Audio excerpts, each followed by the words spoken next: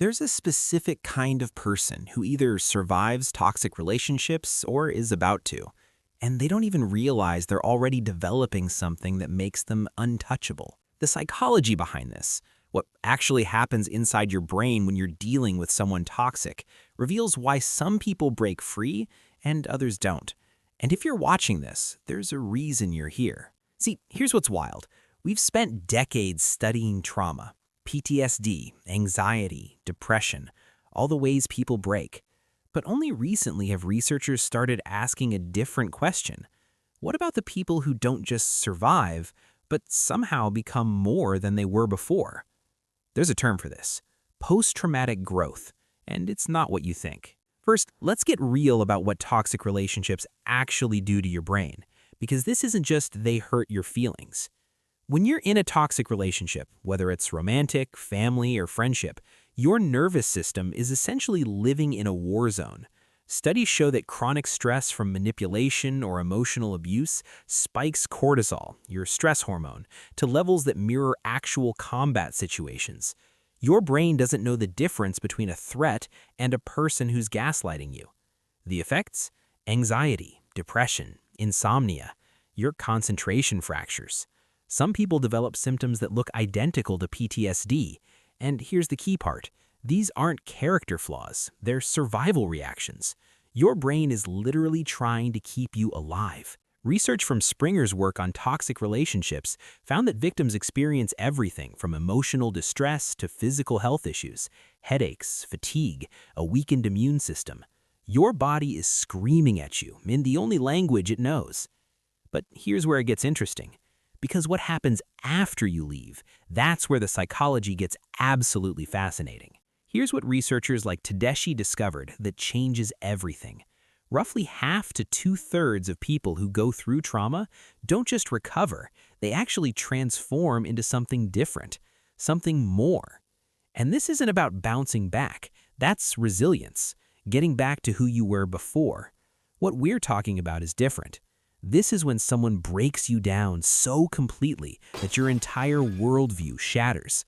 And when you're sitting in those pieces, trying to figure out who you even are anymore, that's when something unexpected can happen.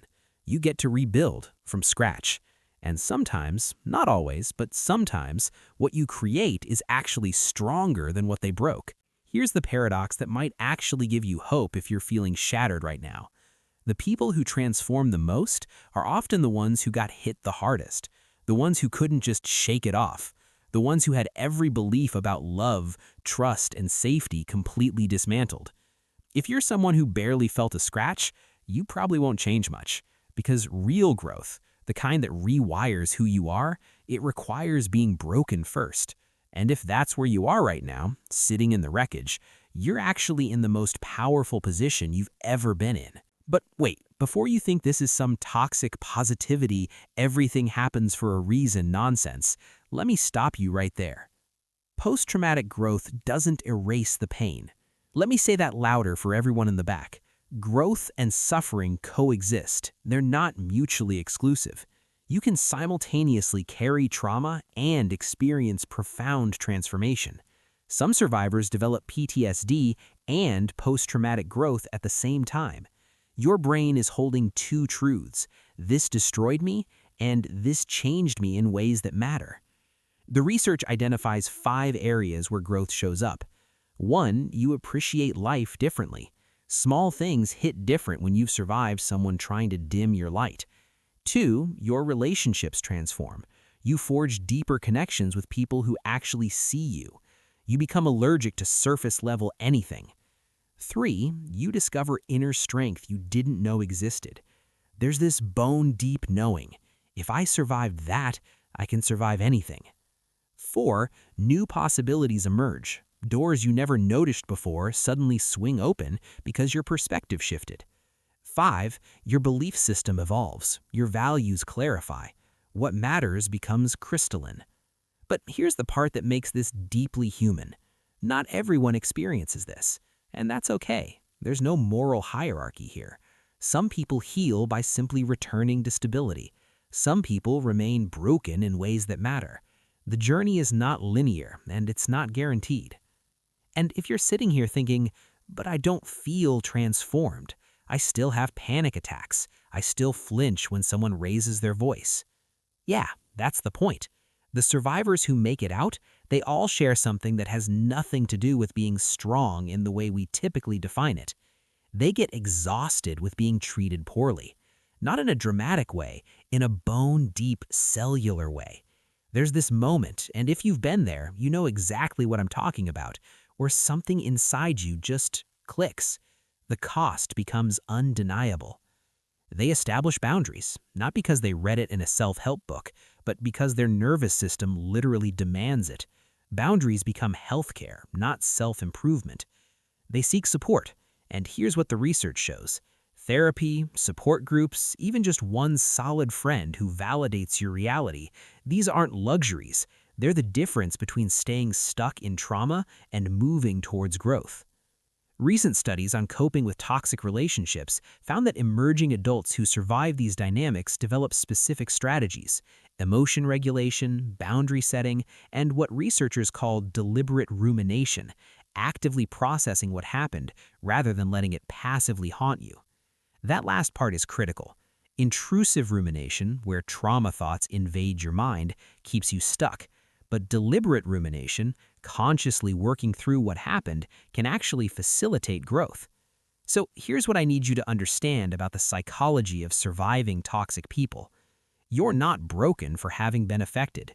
Your anxiety, your trust issues, your hypervigilance, these are evidence that your brain did exactly what it was supposed to do. It protected you. And if you've started noticing changes, that you're choosier who gets your time, that you can spot red flags at 50 paces, that you value peace more than excitement, that's not you being damaged. That's wisdom your nervous system paid for.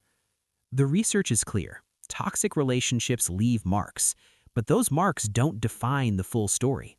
For many survivors, those marks become maps. They show you where you've been, and more importantly, where you refuse to go again. Here's what gets me about this research on post-traumatic growth. It's not about glorifying suffering. It's about acknowledging that humans are astonishingly adaptive. We're meaning-making machines. And sometimes, when everything falls apart, we find ways to build something that actually fits who we really are. Not everyone gets there. The timeline is different for everyone, and you don't owe anyone a growth narrative from your trauma. But if you've survived a toxic person and you're still here, still trying, still rebuilding your sense of self one boundary at a time, that's not just survival, that's transformation in real time. Your brain is literally rewiring itself. Your perspective is shifting. You're becoming someone who knows the difference between connection and control, between love and manipulation. The psychology of surviving toxic people isn't about being unbreakable. It's about discovering that when you break, you get to choose how you put yourself back together. And sometimes, those repaired places become the strongest parts of who you are. That's not a fairy tale. That's neuroscience. And it's happening inside you right now. If this hit home for you, please subscribe. And if you want to support these deep dives, hit that join button to become a channel member.